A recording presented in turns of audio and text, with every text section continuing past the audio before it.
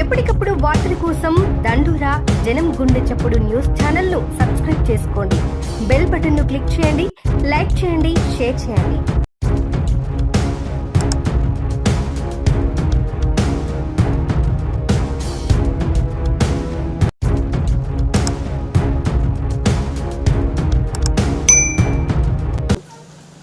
MRPS Madiga reservation పోరాట సమితి 30వ ఆవిర్భావ దినోత్సవం మరియు మాన్యశ్రీ మందాకృష్ణ మాదిగ అన్నగారి 60వ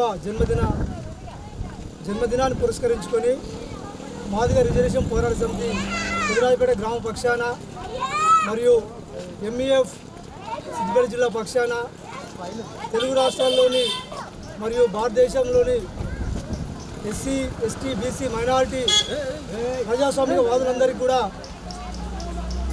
మేము శుభాకాంక్షలు తెలియజేస్తూ ఉన్నాం.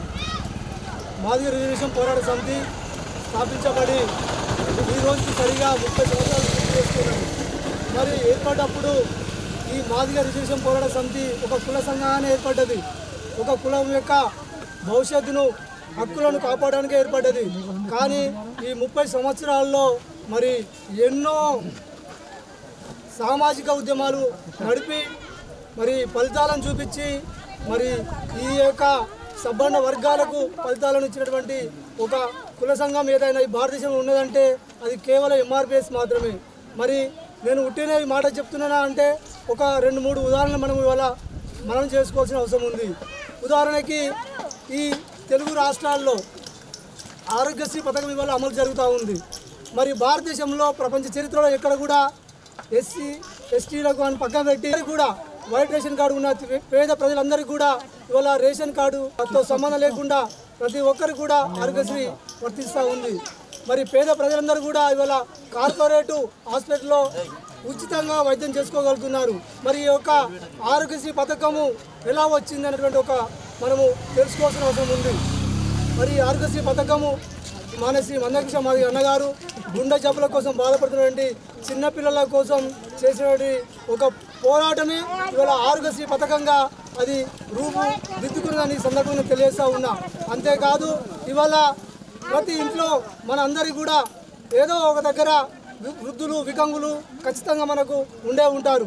ఉదాహరణకి వికలాంగులను చూస్తే మరి వాళ్ళ యొక్క జీవన పరిస్థితి చాలా దయనీయ పరిస్థితిలో ఉంటుంది. మరి వాళ్ళని కుటుంబ సభ్యులు కూడా పట్టించుకున్నటువంటి వాళ్ళకు ఏదో విధంగా మరి వాళ్ళకి చేయుతను అందించాలనే ఉద్దేశంతో మరి వాళ్ళకు ఇవాళ 2,000, 3,000 వృద్ధులకు 2,000, 3,000 వికలాంగులకు, అదేవిధంగా వితంతువులకు, అదేవిధంగా ఒంటరి మహిళలకు, అదేవిధంగా ఇలా చెప్పుకుంటూ పోతే చాలామంది 4,000 ఇవాళ 4,000 కూడా అమలు అవుతుందంటే ఇవాళ మానశ్రీ మందాకృష్ణ మాదిగ గారు 9 నెలల పాటు ఉమ్మడి ఆంధ్రప్రదేశ్ మొత్తం తిరిగి మరి వాళ్ళ కోసం పోరాటం చేస్తే ఆనాడు 2014 ఏర్పడినటువంటి తెలంగాణ ప్రభుత్వం, అక్కడ ఆంధ్రప్రదేశ్లో తీసుకుంటే చంద్రబాబు నాయుడు గారి ప్రభుత్వం మరి వృద్ధులకు, వికలాంగులకు, వితంతులకు, ఒంటరి మహిళలకు అందరికీ కూడా మరి పెన్షన్ పెంచడం జరిగింది. ఈ విధంగా మరి ఎన్నో పోరాటాలు చేసి మరి ఒక కుల సంఘము మరి సబ్బండ వర్గాల కోసము మానవతా కోణములో ఎన్నో ఫలితాలను చూపించి ఈ సమాజానికి అందించింది.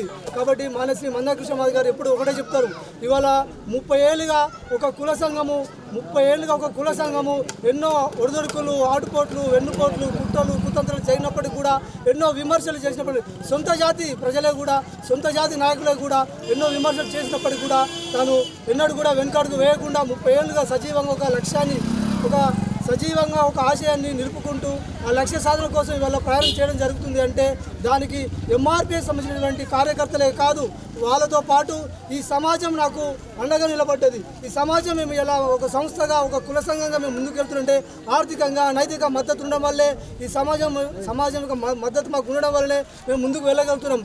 కాబట్టి ఈ సమాజానికి కూడా నా వంతు పాత్రగా, నా జాతి పాత్రగా నేను సమాజానికి ఎన్నో కొన్ని సేవలు చేయాలి.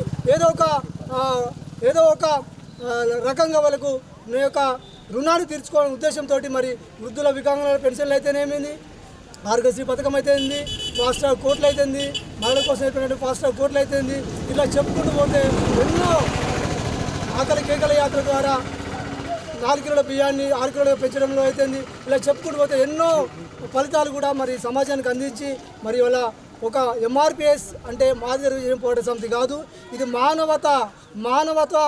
మానవత్వంతో కూడిన రిజర్వేషన్ పోరాట సమితిగా ఆవిర్భవించిందని ఈ సందర్భంగా ప్రజలందరినీ గుర్తు చేస్తూ ఉన్నాం. కాబట్టి మేము కూడా మా లక్ష్యాన్ని చేరుకునే సందర్భంలో మేము కూడా ఒక గ్రామం నుంచి ఎదిగి ఒక సుప్రీంకోర్టు స్థాయికి, ఒక పార్లమెంట్ స్థాయికి చర్చలో ఉంచగలిగినాం, ఒక ప్రధానమంత్రి దృష్టికి తీసుకోగలిగినాం, ఒక రాష్ట్రపతి దృష్టికి తీసుకోగలిగినాం, ఇవాళ మేము సుప్రీంకోర్టు దృష్టికి తీసుకోగలిగినాం. కాబట్టి మేము ఆ లక్ష్యాన్ని చేరుకుంటామన్నటువంటి ఒక నమ్మకంతో, ఒక విశ్వాసంతో మేము ఉన్నాము. మళ్ళీ ఈ యొక్క మా దారిలో మా యొక్క ఈ 30 ఏళ్ల పోరాటంలో మాకు ఎంతో సమాజం మాకు చేతునిచ్చింది.